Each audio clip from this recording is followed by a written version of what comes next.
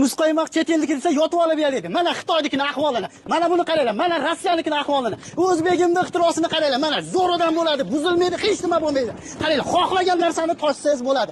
Hozirgi kunda 2026-yilda trend bo'lyapti turgan mana bu katyollarni qaranglar. Bitta mana shu pechkani olib turib, bitta xonani isitgan yaxshimi? Yo bitta mana bu ekonom katyolda o'rnatib turib, 10 ta xonani isitgan yaxshimi? Ko'mirda hidini chiqarmaydi, zaharlamaydi, zo'ridan bo'ladi. Bu yerda 150 kvadratdan 500 kvadratgacha akalarimiz yashab berar ekan. 150 kvadratligi narxi atiga $900, 200 kvadratligi $1100, 250 kvadratligi $1300, 350 kvadratligi $1500, 500 kvadratlik $1700. Ya'ni qalinligi, ichlari qalinligi to'rli bo'ladi. Lislari, tashqi taraflari xo'p, uchli bo'ladi. 3 qavat qilingan, ko'mirda rasxotini kam qiladi.